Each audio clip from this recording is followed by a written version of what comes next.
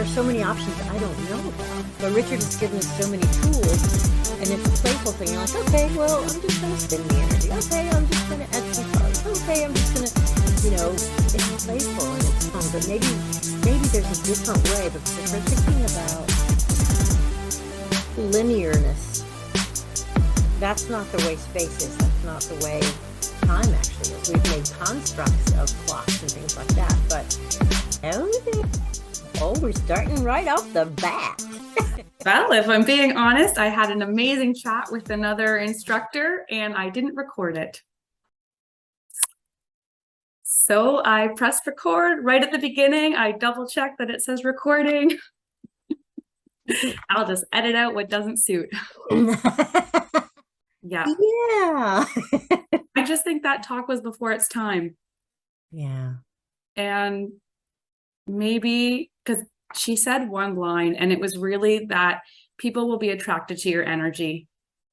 And I was like, you know what? Yeah. Mm-hmm.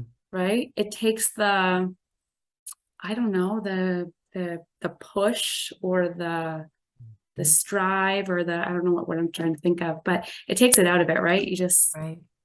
You offer it. And so anyways, that was kind of like one of my main takeaways from speaking with her. So I think it's kind of funny that it didn't record because I was like, you're right. It's funny. Anyways, I'm so excited. All right, so I'll do a formal introduction. So with us today is Miriam Hunter, and I found her when I became an instructor. She was my mentor and my instructor trainer, and I love her. So here is your little blurb. So Miriam has studied with Richard Gordon and been active with Quantum Touch since 2004. In addition to working with clients, teaching, training instructor candidates, and mentoring, Miriam has been active working with Quantum Touch headquarters on curriculum and program development since 2010. So she is a certified instructor for level 1, level 2, supercharging, self-created health, manifesting miracles, and she's a certified instructor trainer for level 1, level 2, supercharging, self-created health, as well as Quantum Touch curriculum developer. Yes, and I'm very shortly within the next month going to be training on the manifesting miracles for some new instructors. So yes, everything we offer. Yeah. Is there. So yeah. Yeah. So let's start right at the beginning. Right at the beginning. How did you get started with Quantum Touch or with energy or both, or however that story fits for you? Coming to Quantum Touch really was a series of synchronous events. I think so many of us, that's the story. And it just is like, this leads you to that, leads you to that. It's like the energy is just pulling you, in the direction to show you the way. When I was a kid and people say, what do you want to be when you grow up? And I didn't have an answer, because what do you call what we do now? I mean, there wasn't an answer. Maybe when you went to college, you thought, oh, psychology, and you get in psychology, and you're like, it's not quite that. I don't know what it is, right? But basically, when my kids went to school and I had more time to kind of figure things out, what do I want to be when I grow up? Started looking first through kind of self-discernment, looking through the medium of art, because that's where everything got quiet for me and I could hear that voice. And that led me to healing through a number of really wild adventures through the paintings and, what people's comments about the paintings, and then the questions I got requesting paintings.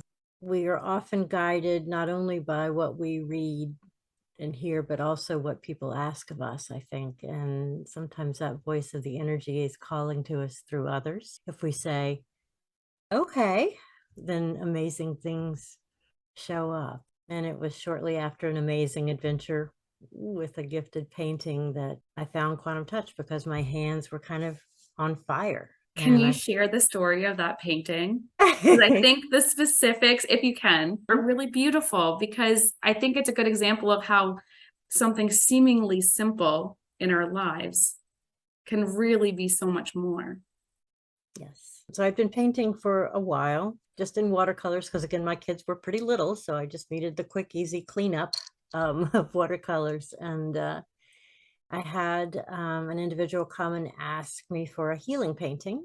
And I thought, what is a healing painting? I don't even know, do I do that? Oh, do I do that? But again, when we're asked, I think sometimes it's a little prod in the back or a little push to do more. I said, I'll try.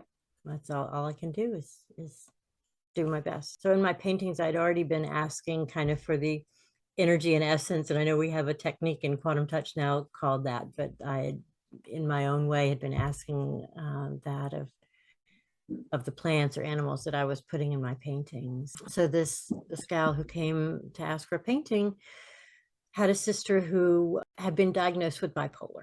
And so I was looking in my inner work to find out what I was going to paint. I thought, well, flower essences, what flower essence, what flowers, what animals really have a high vibration, what are going to help to balance the electrical system in the body, the energies in the body. And I found this beautiful rose called Laureana rose. It did just that. It says it helps to balance the electrical systems. And I thought, wow, okay, this is perfect for this painting, right? So I had started the painting, thought I was going to do one on either side of these Laureana roses, balance, right?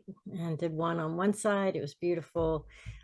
Went to do the other, and there were only 5 petals that showed up, and then it was done. And I thought, well, okay, you're not what I thought you're going to be, but there you are, and it must be perfect because I just feel like it's done. So I added some other things in, and then when it was done, called her. She came to pick it up, and she said, tell me about your process. And so I told her a little more than I told you here, but basically the same idea. And she said, wait a minute, wait, what's the name of that flower? And I said, Laureana. And she just gasped and said, our other sister who died last year was named Laureana. And whew, the whole room was electric at that point. And I just thought, okay, if you needed me to hear a message, you've got my attention, right? As to the other flower, she said, 2 nights ago, I had a dream. As a young girl, I went to Catholic boarding school, and I had a dream that I was handed this flower by Mary, the mother of our Lord, who in her words, in this dream. And I would, by that time, everybody in the room was just crying because it was so obviously a true gift for this, sister that she was getting the painting. It was after that anytime I heard the word healing, I saw the word healing, my hands were on fire. And I thought, okay, it needs to be something hands-on, not just through the medium that has it once removed. So I started looking for modalities of hands-on healing. That process is an interesting one. There are many out there, and many who didn't feel right for me. Quantum touch felt right in that it honors each individual person. It in the principles, all healing is self-healing, and we are the healers. Our bodies know. And so if our bodies know, and our minds know, and our senses know, then why would you go to another modality that says, oh no, you can't know, you have to follow protocol. So it was Richard's playful nature. There were so many things, and again, some other very interesting synchronous events that showed up that sent me right out to a workshop. Within 30 minutes of the beginning of the workshop, I was like, wow, I am home. These are my people. This is my thing. Even though I didn't have words for it, I've been doing it all my life. I just didn't have, like I said, I didn't have words for it. There was nothing that was called this when I was growing up. And I knew in that moment I wanted to do it. I wanted to be a practitioner. I wanted to be an instructor. I wanted to, So if somebody came up to you and they have no idea what quantum touch is, and they probably don't have an idea of what energy is, how would you explain this work to them? Well, I don't have what they call an elevator speech because Right. every individual is different. And so every individual is going to hear something different. If it's just out in a very casual kind of thing, I say, I work in holistic health, and I utilize, in the modality I work in, they utilize breathing and visualization techniques for relaxation and for getting in touch with your own inner healer. That's a great way of putting it.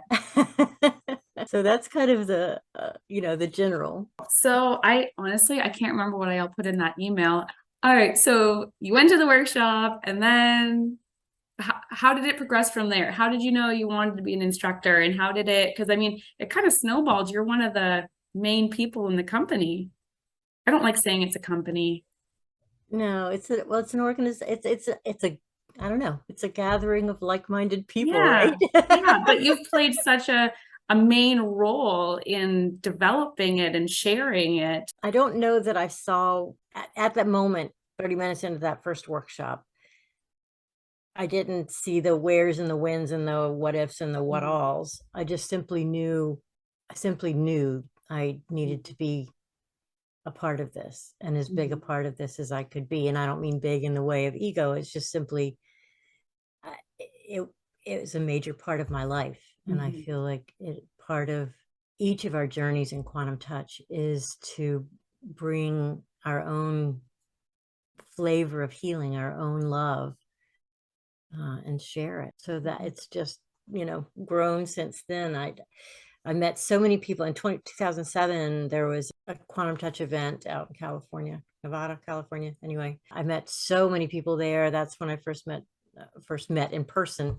Richard and Jennifer and Henry and Anna. And I know there are so many. I know that so many other instructors were there, and I see them now and I think, oh, were you there? I don't, looking back at the photos and hearing people say occasionally, oh yeah, I was there.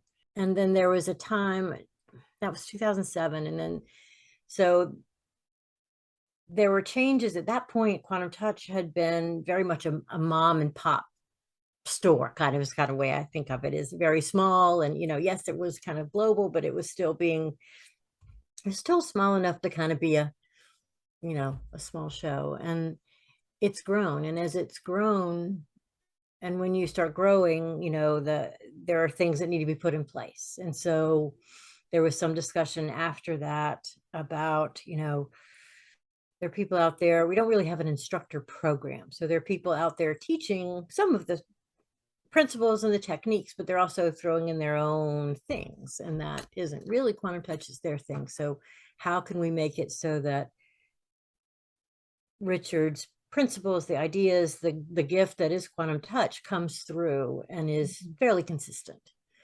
And so there was a group of three of us, Marlene Campbell and Henry and myself, who volunteered to start looking at what would an instructor program look like. And then, of course, if you've got instructors, you need to have materials they're teaching from and a consistent syllabus or a consistent manual that you're teaching from. And so it snowballed from there. It's been an amazing journey, listening to the energy that comes through quantum touch and allowing for those words to be present in the manuals, knowing that we have a global presence. And how can we have the thread and this fabric of quantum touch have these same words of resonance, of entrainment, of love, of self-healing, of all of that,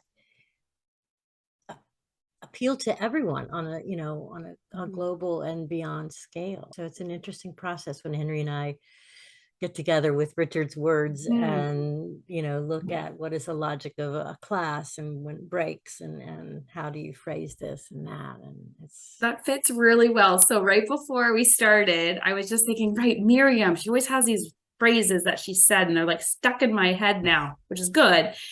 So maybe I'll just say some of them and then you can describe them. okay. All right, let's start with the basics.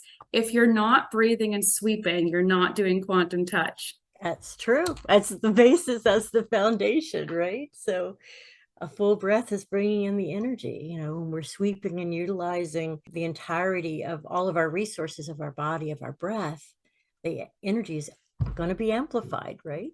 So yeah, if you're not breathing, sweeping, you're not doing quantum touch. Awesome. Well, and then you just said the next one. It said, body is the amplifier of energy. Yeah, we have these bodies for a reason, right? They aren't just here to open cans and hold glasses of water. The bodies are amplifiers of energy. They hold energy. They create an electric field. Our hearts generate a massive field of energy. So when we ask all of our body to participate, instead of just thinking, oh, just my brain's going to figure this out, then we're able to move through, I think, the process so much more easily.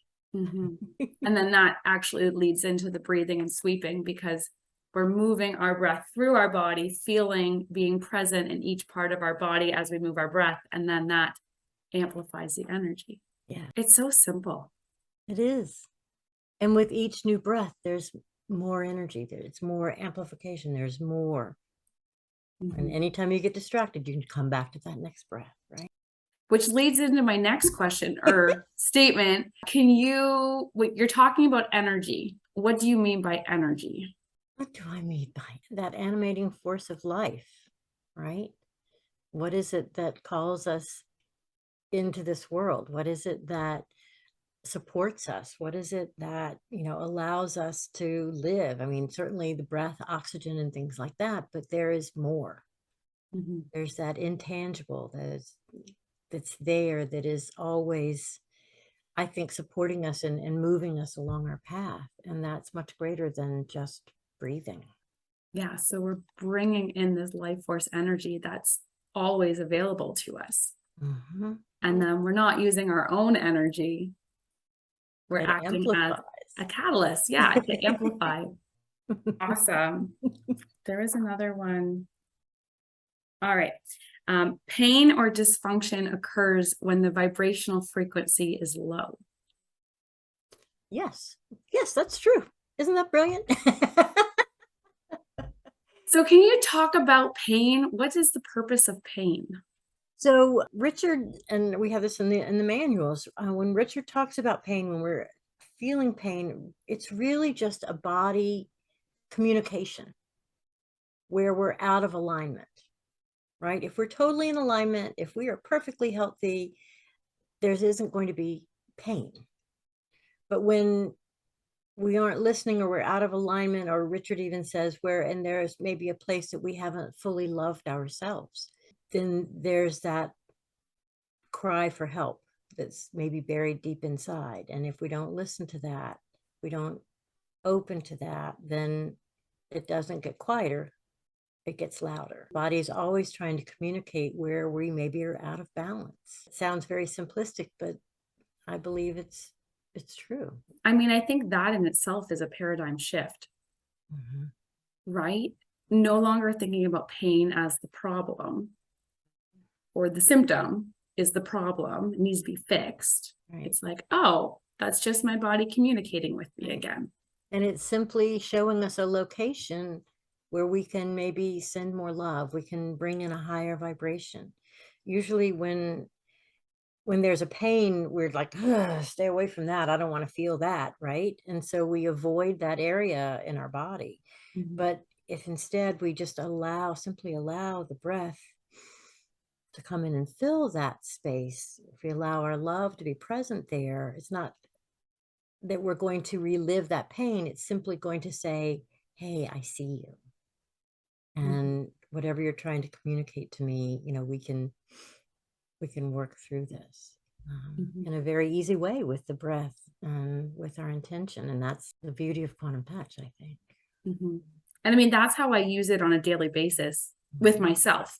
If I notice that pain, or I notice that symptom, it's like the moment I become aware of it, then I'm like, oh, and I'll just run a couple breaths, ease into that, and be curious.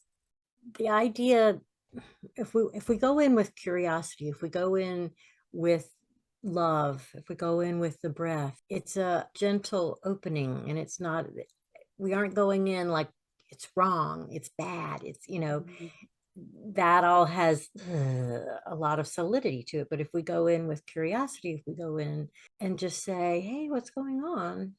That area is much more likely to open up and offer us some ideas as to, how do we alleviate this? How do we shift into something different? Another line I had just read, Richard was speaking about the essence of love and just simply being present. And he used the example as children. Like children just want you to watch them. They just want your attention. They just want you to simply notice them. And that is an act of love for them. Yes. I think it's English.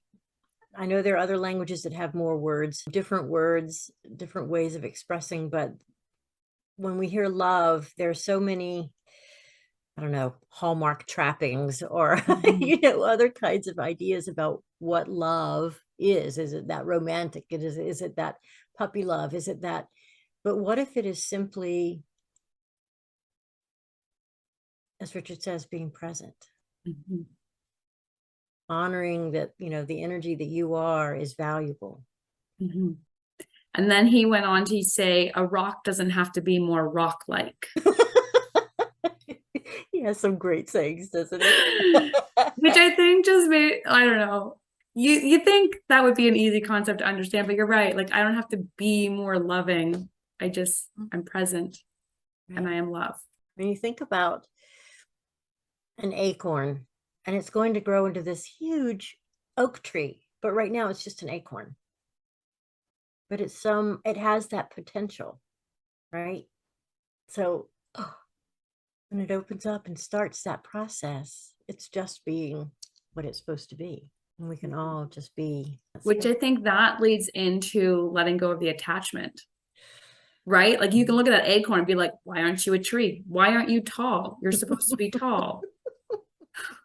But it's doing what it's doing, right? The idea that all healing is self-healing. Any energy that we have that we are saying, higher vibrational energy is going to our own healing. And yes, we may have that around us. I mean, like wearing a strong perfume, and everybody says, oh, wow, I can smell that. But if you have that high vibrating energy, people are also going to be like, what's she got going on, right? But the fact that all healing is self-healing means that we can't affect an outcome except for ourselves, right? Yeah. As a practitioner, we're not responsible for our clients' healing or their outcomes.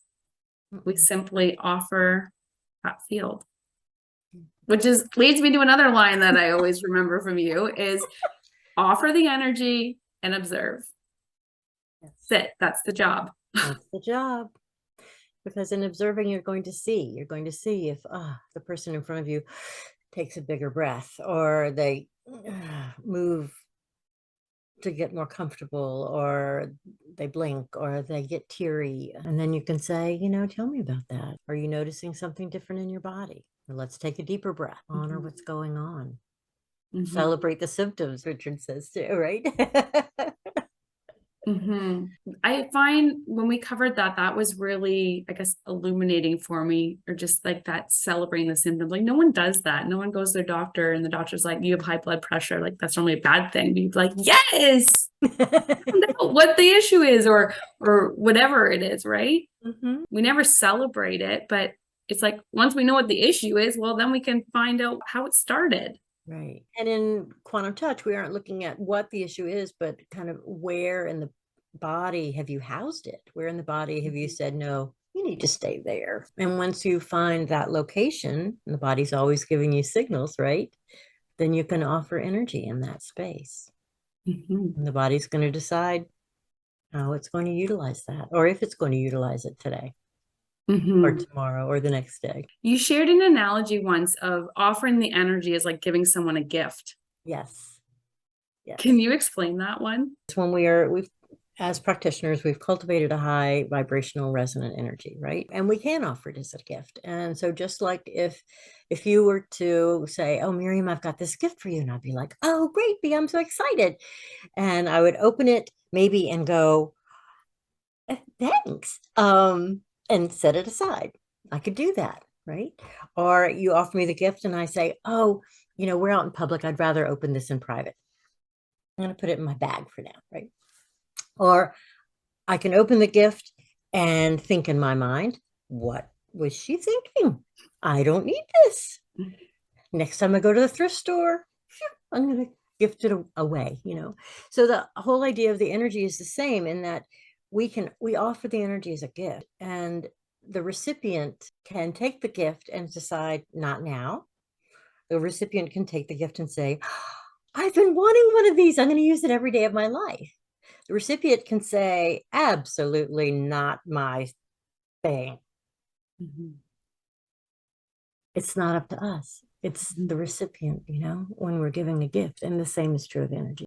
And that was such a cool analogy, because it just reminded me that, yes, as a practitioner, we use our breath, we raise the vibration, we hold that highest intention for our client, and they choose to do with it what they want. And the outcome is their choice, their process, their experience. Yes. And I think that really helped me to detach from the client in that way, which I think is really important, because then it takes out that, like, I'm trying to force the energy, like, I really want this to work, right? It helps me to stay more relaxed and just offer. And we have all of these tools. Richard has given us so many ways to cultivate the energy and to amplify the energy. And if I have to, in my mind, think, okay, what's the best way that I can assist Thea and and have to figure out something, there are so many options I don't know about. But Richard has given us so many tools, and it's a playful thing. You're like, okay, well, I'm just going to spin the energy. Okay, I'm just going to add some colors. Okay, I'm just going to, it's playful and it's fun, and you can just see and be in the moment instead of trying to figure out. And the whole idea of fixing, or, it is out the window because you can't fix. Yeah. And that just comes back to the simplicity of it. And I know that's what I was drawn to. You don't have to have, a bag of things, except energetic tools. So, right. So let's talk about manifesting miracles. That is Quantum Touch's newest course. How did that start? Like, what was the need for this course? Need for this course? Yeah. I think it came about in a time when we all had a need for miracles, right? And Richard just had this idea. I think Richard as a person is great ideas, and these ideas, until they're expressed, just kind of almost, and I'm not speaking for Richard, but the way I see it is, it's like, I just have to get this idea out. This is a great idea. I have to get it out. And so this idea that he had, this gifted knowledge of, maybe we're thinking about the future in the wrong way. And maybe nothing's right or nothing's wrong, but maybe there's a different way, because if we're thinking about linearness, that's not the way space is. That's not the way time actually is. We've made constructs of clocks and things like that, but there's a whole mix of time space, right?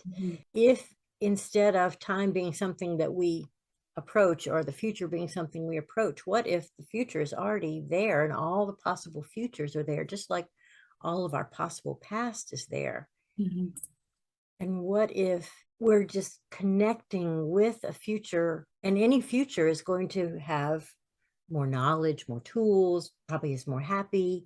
So if we're connecting with that future that's already there, it already knows how to get there. If we tap into that information, then that future is going to say, hey, I can show you. I already got here, right?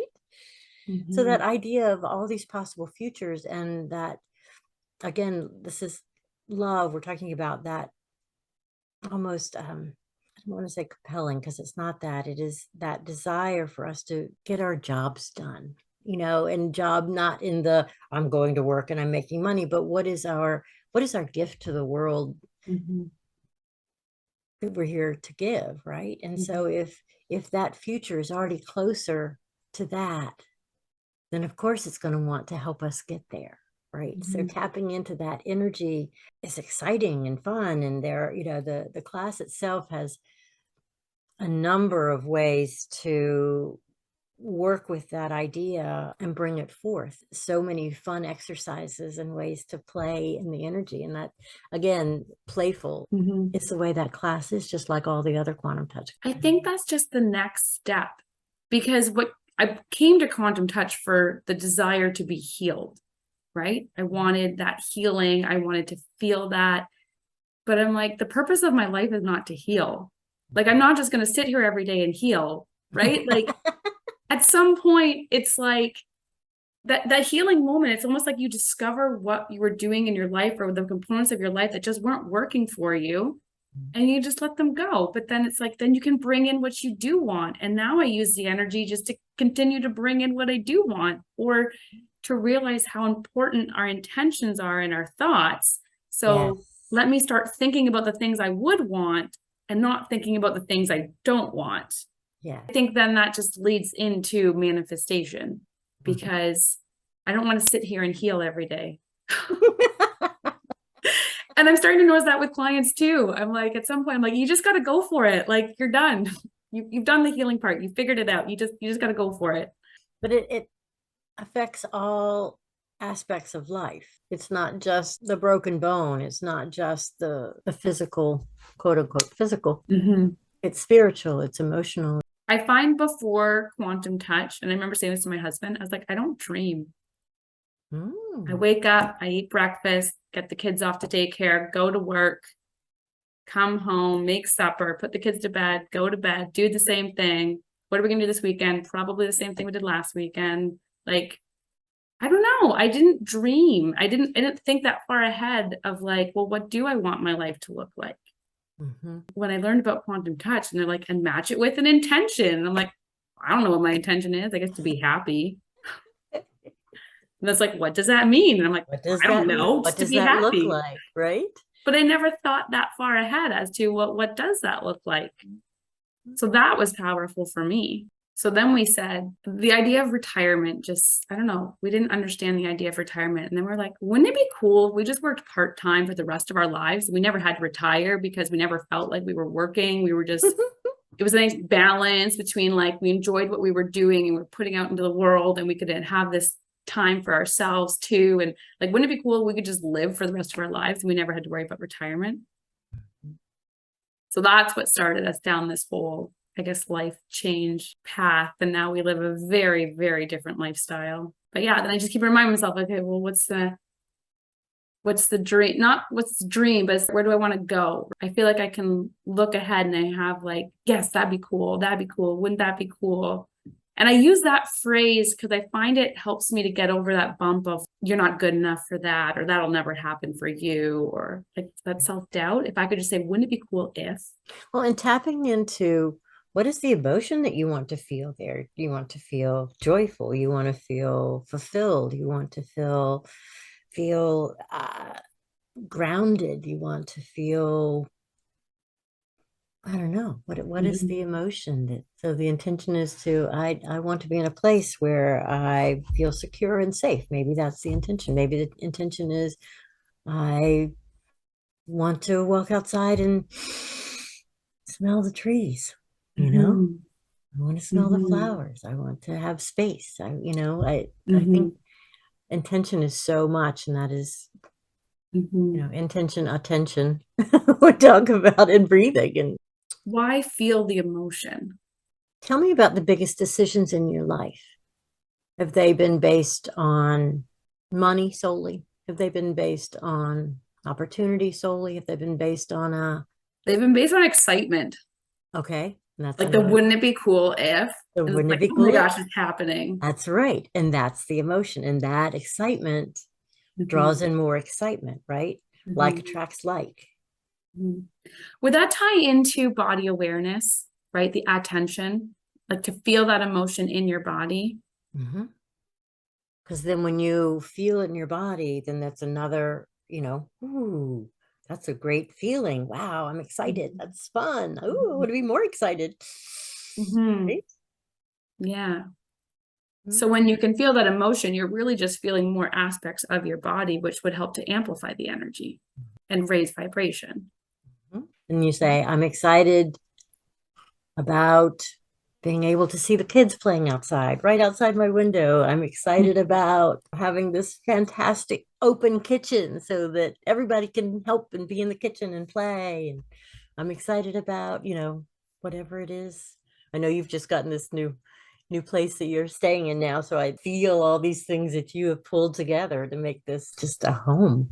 The coolest thing about our house, because this is what is important to me, I guess. Well, one of the coolest things is, I don't know, I've always been drawn to like rock walls. Mm-hmm. And I don't know why. That's just, I just think they just look so magical and they just feel so cool.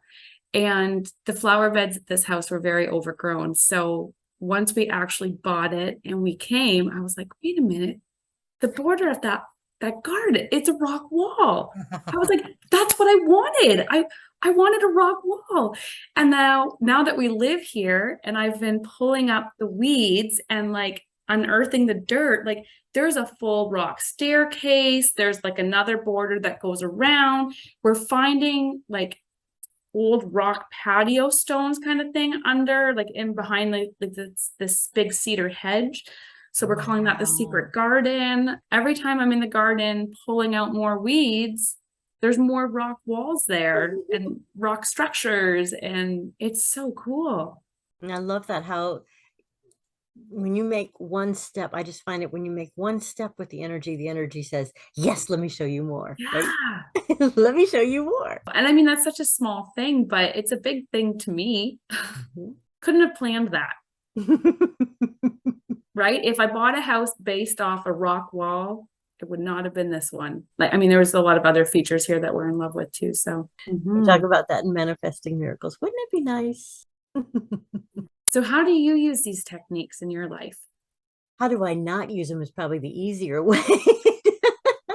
After doing quantum touch for so long, I can't say that I take a breath that I'm not doing quantum touch. I know you've probably found this for yourself at first when you're starting with the breathing and sweeping and the techniques, and you're like, oh, am I rubbing my belly or patting my head? What am I doing? Am I standing on one foot? Am I juggling? But once you get used to, and your body and your energy get used to it, then when you're not doing it, it feels weird. Do you have any cool manifesting stories to share? Yeah, most people I'll tell a story about manifesting a safe journey across a big bridge with a transmission that was going. Most people don't think about using energy with their cars. I had to get across a 5-mile bridge in a very active area, many, many lanes of traffic and things, and nowhere to pull off. And my transmission had been slipping. And there was a huge truck behind me. If your transmission is slipping at some point, there's the possibility that it's just not going to engage again and you're not going anywhere unless there's momentum. But the bridge goes up and then comes down. So I started running energy when I realized, oh, this is slipping more, I need to get off the bridge to a safe place. So car, let's do this together. Let's make it safely across, and made it not only across the bridge, but then beyond in the next town, which had a lot of merging of traffic, and got to a safe spot, really the first spot that I could have just pulled over. And at that point it stopped and the car just kind of drifted and there was no traffic behind me. And I just drifted over to the side and ended up being about a mile from a dealership that could take care of it. Wow. It was under warranty. I got a new transmission for free. So Wow. And is this an area you're familiar with? it's no. I mean, yes, in that I've driven that road many times, but no, in terms of, oh, I know there's a dealership there. I'll just stop, That's incredible. Yeah. So, it's interesting the ways that, you aren't thinking, oh, I'm going to use energy, but then, this is the tool that I have right now in this situation where I'm boxed in by traffic going over a bridge. Yesterday, I was driving home with the kids in the van, and we were on like a 400 series highway. I guess that's in Canada. So, I mean, you can go, I think the speed limit's 100 and everyone goes 120 or a bit over. Like it's just kind of, that's the flow of traffic, right? So I was definitely going over 120, but with the flow of traffic. And then I had this thought, I was like, wow, I never get pulled over by the cops. This is awesome. I was like, is that like an energy thing maybe? And I was like, because I'm definitely speeding. And then I was like, maybe I should check my speed. You know what? I'm just going to slow down to 120. And then I had my GPS on my phone, and then it like alert came up. It's like speed trap up ahead. And I was like, how Oh, that's interesting. I'm like, receive that information. I was Mm-hmm. like, got it. Then it just really struck, where do our thoughts come from? Mm-hmm. How did I have that thought to check my speed and to make that connection, like I am speeding, maybe I should slow down. Slow it And then down. 10 seconds later, my phone like alerts me that there's a cop up there and I need to slow down. Right. Well, I think it's always there if we're paying attention. I mean, Yeah. the same is true when, getting ready to go somewhere and you're running late and you're like, oh, why am I running late? But then you realize that, oh, had you started out 5 minutes earlier, there was an accident that you would have been, Mhm. I think it's when I become aware of those little moments, that's what allows me to trust the process and just have faith. Like there is a higher power guiding us, and I can just sit back and relax. Mhm. When gratitude is part of that, I think being, saying, I see that. Thank you. I appreciate that. Whew, carry on, Mm-hmm. That's often the way it happens or it resonates with us. You've had some inkling of it, but then someone else says something, you're like, I get it. That's yes, that. And I didn't, again, have words maybe to articulate it, or wow, I was tapping into that, recently in my workshops or client sessions and finding that space. I know for myself, from my first workshop with quantum touch, I didn't have an understanding of energy. And once I learned the techniques, I'm like, oh, yes, okay, that makes sense. Yes, I was okay. If I can look back now, I was experiencing that, or I can find examples that support what I'm learning. I'm like, makes so much sense. And now, fast forward to now, I feel like I just use the energy, I don't want to say differently, but like more fully, or I more fully understand it. And then I can appreciate if I've evolved like that, it's just going to continue. Yeah, And then I have to think like, what else is possible? right. Have you experienced that? Yes. When I talk about it more kind of it's a whole learning process of learning how the energy speaks to you.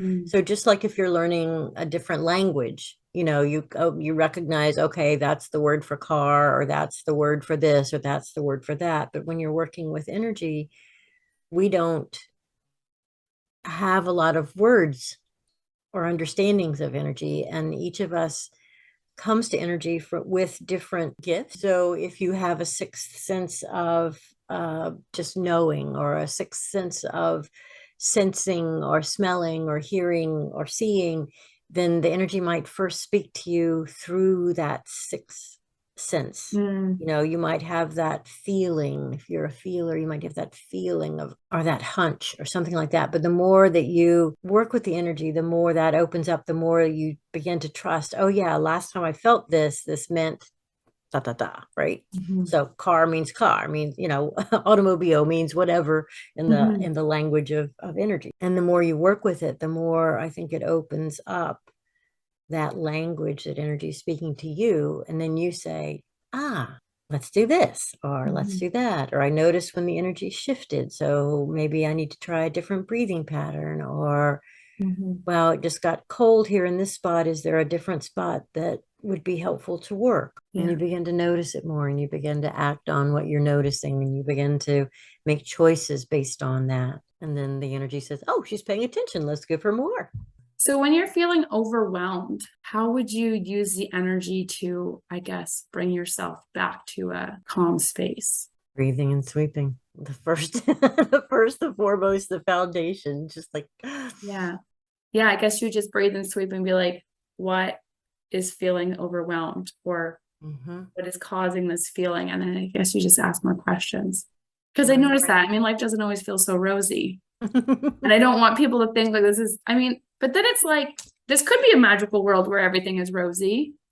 Why couldn't It's it a be? magical world. But then it's like, what do I do when life doesn't feel rosy? What is it trying to tell you? Where are Yeah. you feeling it in your body, right? Because your body's trying to tell you something. There's some place that this doesn't feel in alignment. So what does that mean? Does that mean extract yourself from the situation? This isn't the resolution that you thought it was. So would you say, okay, so your intention is life is rosy. You don't Like, feel it. You don't feel it at all. So then well, would you roses say do that's have your, thorns, right? But yeah, yeah. So would you say that's the energy's way of showing you the areas that you're not loving, or you're not loving yourself, or you're hiding? where in that situation have you not allowed it to be rosy? it's kind of like this paradox I keep playing with, because if we're working in the quantum realm, then why can't everything be rosy? Mhm. But in my day to day, I definitely have moments where life doesn't feel rosy.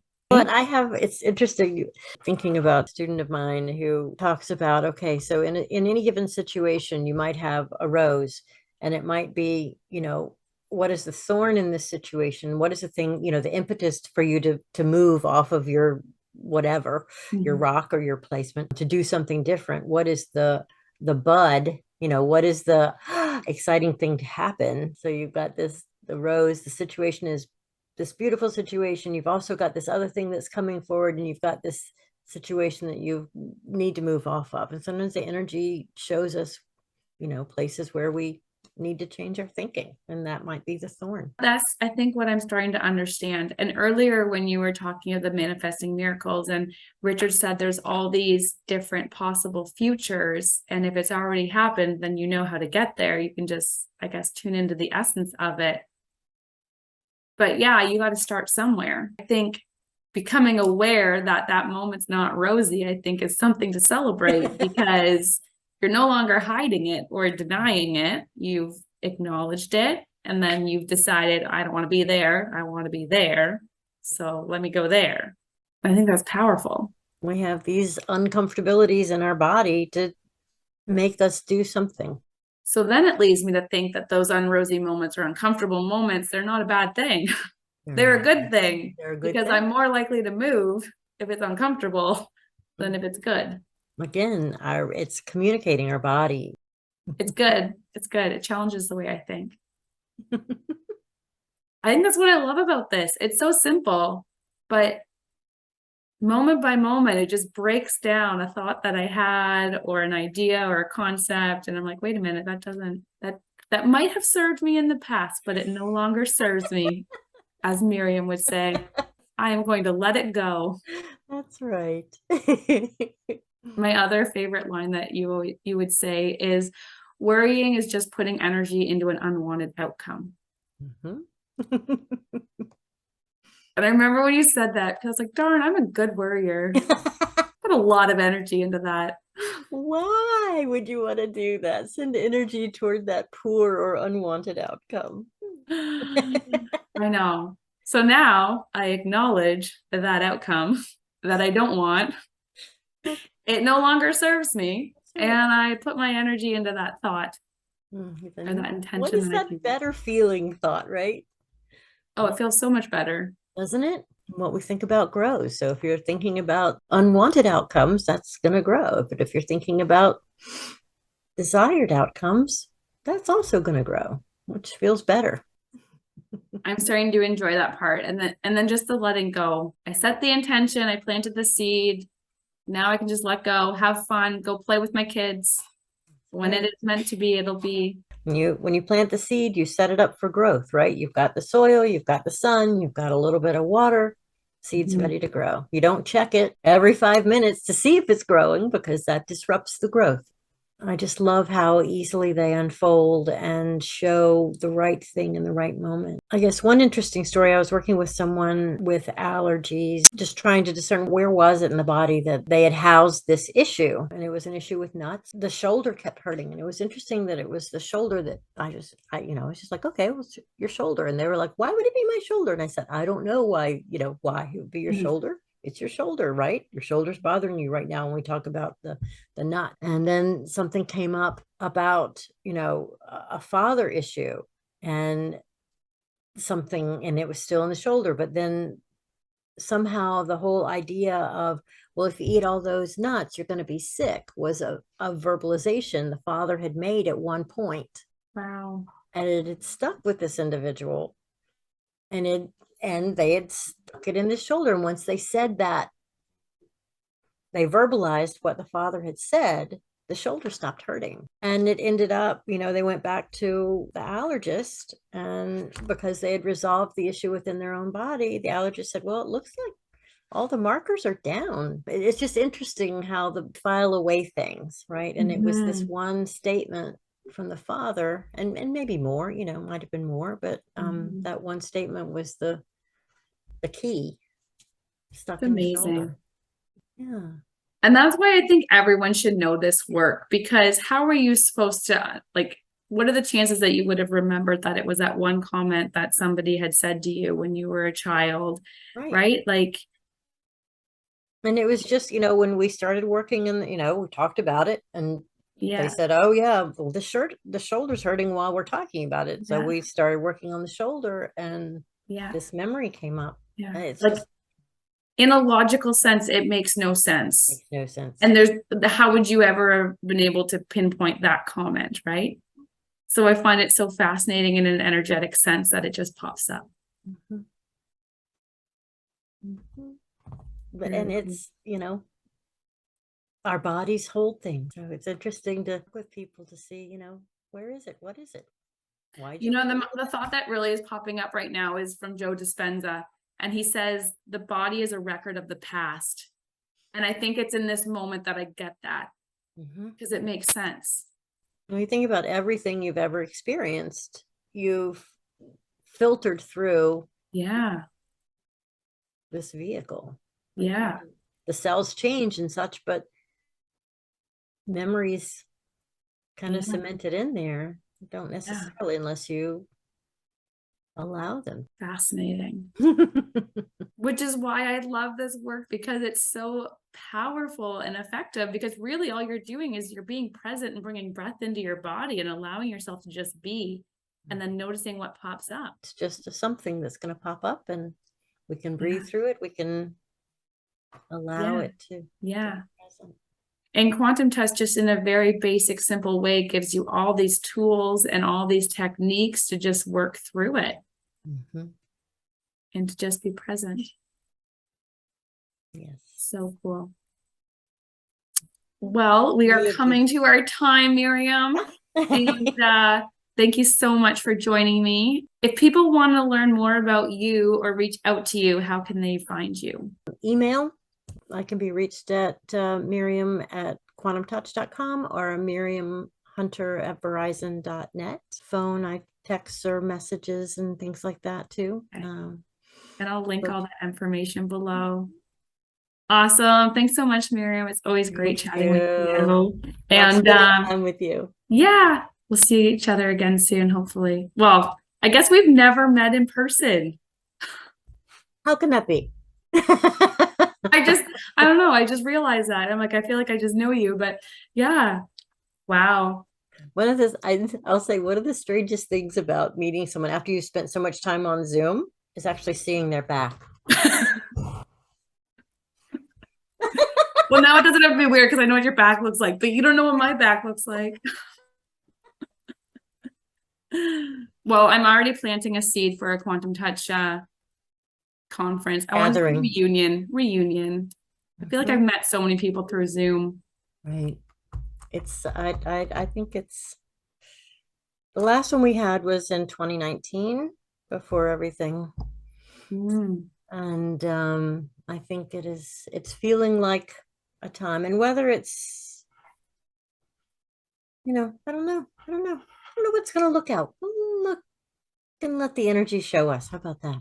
Mhm. Mhm. Oh yeah, I send to that feeling of how fun it is to finally meet everyone, Mhm. because there's only 3 instructors I've met in person. Wow. Come to think of it, everyone else has been virtual. I was really blessed to be able to go travel with Richard and Jennifer and Henry to Macau and Hong Kong and Tokyo. And then Henry and I traveled also. This was in 2016 when we were revamping the level 1 work. Mhm. And, the Netherlands and Germany and France and Canada, Ottawa, and Texas. Yeah. And So cool. just amazing to meet everyone and realize, and we're all part of Quantum Touch and we all have that energetic connection and it really is a family feeling. And Mhm. best way. I talk to my husband about it all the time about this conference that we're going to have. I'm like, it's going to be awesome. I'm like, clearly it's going to be the best thing ever because everyone's just going to send their intentions to it and send their energy to it. And we're going to, I don't even know what it's going to look like, but it's going to be so much fun. I agree. Cool. All right. Well, I will let you go. Thank you so much.